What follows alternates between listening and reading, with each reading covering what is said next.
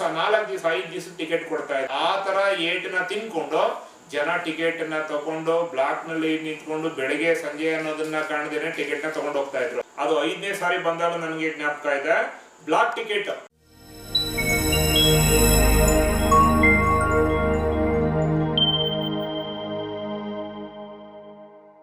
ವೃತ್ತಿಯಲ್ಲಿ ನಾನು ಸಹಾಯಕ ಪ್ರಾಧ್ಯಾಪಕ, ಪ್ರತಿಷ್ಠಿತ ಕಾಲೇಜಿನಲ್ಲಿ ನಾನು ಅಸಿಸ್ಟೆಂಟ್ ಪ್ರೊಫೆಸರ್ ಆಗಿ ವರ್ಕ್ ಮಾಡ್ತಾ ಇದ್ದೀನಿ. ಇವತ್ತು ನಾನು ಅಸಿಸ್ಟೆಂಟ್ ಪ್ರೊಫೆಸರ್ ಆಗಿ ನಾನು ವರ್ಕ್ ಮಾಡ್ತಾ ಇದ್ದೀನಿ ಅಂತ ಹೇಳಿದ್ದಾದ್ರೆ ಅದಕ್ಕೆ ಒಂದು ಬೆನ್ನೆಲುಬು ಅನ್ನೋದು ರೀತಿ ಬಂತು ಅಂದರೆ, ದಾರಿ ಮಾಡಿಕೊಟ್ಟಂತ ನಮ್ಮ ಜೀವನಕ್ಕೆ ಒಂದು ವೃದ್ಧಿ ಮಾಡೋದಕ್ಕೆ ಅಥವಾ ನಮ್ಮ ಜೀವನವನ್ನು ಸಾಗಿಸೋದಕ್ಕೆ ದಾರಿ ಮಾಡಿಕೊಟ್ಟಂಥ ಜಾಗ ಅಂತ ಹೇಳ್ಕೊಂಡು ಬಂದರೆ ನಮ್ಮ ಮೈಸೂರಿನ ಪ್ರತಿಷ್ಠಿತ ಥಿಯೇಟ್ರ್ಗಳಲ್ಲಿ ಒಂದಾದಂಥ ರಣಜಿತ್ ಥಿಯೇಟ್ರು.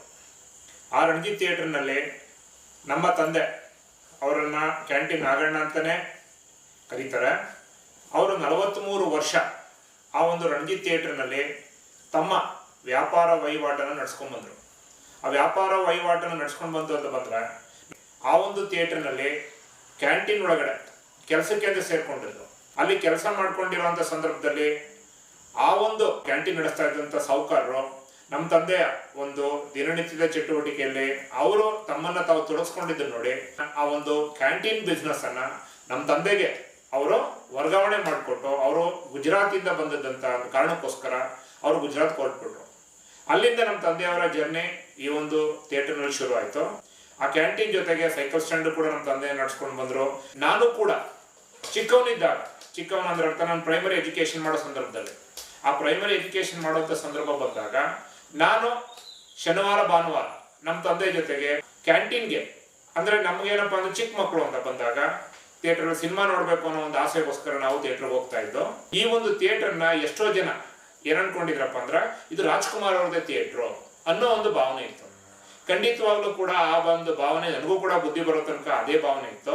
ಕಾರಣ ಏನಪ್ಪಾ ಅಂದ್ರೆ ನಮ್ಮ ಥಿಯೇಟ್ರಲ್ಲಿ ಬರ್ತಿದ್ದಂಥ ಸಿನಿಮಾಗಳೆಲ್ಲವೂ ಕೂಡ ರಾಜ್ಕುಮಾರ್ ಸಿನಿಮಾಗಳು.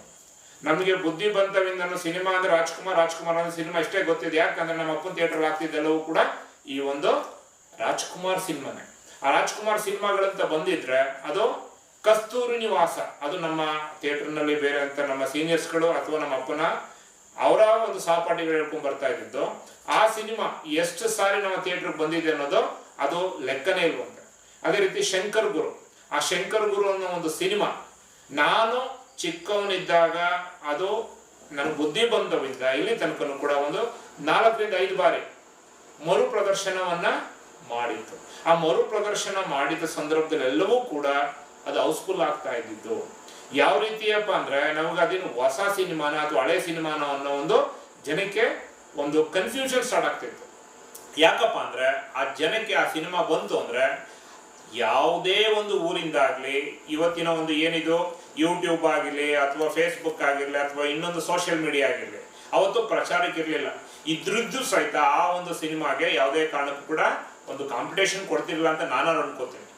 ಆ ಒಂದು ಶಂಕರ್ ಗುರು ಅನ್ನೋ ಒಂದು ಸಿನಿಮಾದ ಕ್ರೇಜ್ ಯಾವ ರೀತಿ ಇತ್ತಪ್ಪ ಅಂದ್ರೆ, ಅಣ್ಣವರು ಮಾಡಿದಂಥ ಆ ಸಿನಿಮಾವನ್ನ ತೆಲುಗು ಆಗಿರ್ಲಿ, ತಮಿಳ್ ಆಗಿರ್ಲಿ, ಹಿಂದಿ ಆಗಿರ್ಲಿ, ಮಲಯಾಳಂ ಆಗಿರ್ಲಿ ಎಲ್ಲಾ ಭಾಷೆನೂ ಕೂಡ ಆ ಸಿನಿಮಾಗಳು ಶಂಕರ್ ಗುರು ಮಾಡಿದಂಥ ಒಂದು ಗಳಿಕೆಯಲ್ಲಿ ಯಾವುದೇ ಕಾರಣಕ್ಕೂ ಕೂಡ ಬೇರೆ ಸಿನಿಮಾಗಳು ಮಾಡಲಿಲ್ಲ.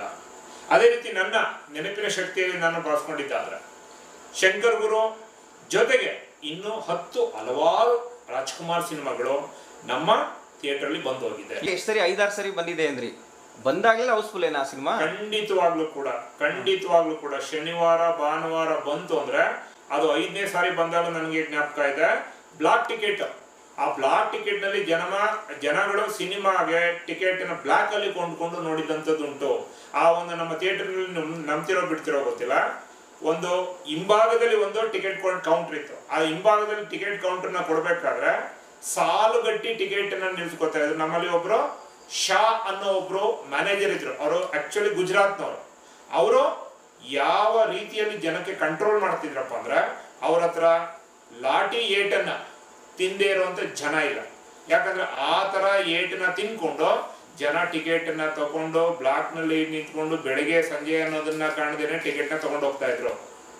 ಎಷ್ಟೋ ಸಿನಿಮಾಗಳಲ್ಲಿ 1 ಸಾರಿ ಟಿಕೆಟ್ ನ ಕೊಟ್ಟರೆ ರಾಜ್ಕುಮಾರ್ ಸಿನಿಮಾದು 3 ದಿವಸ 4 ದಿವಸ 5 ದಿವಸ ಟಿಕೆಟ್ ಕೊಡ್ತಾ ಇದ್ರು.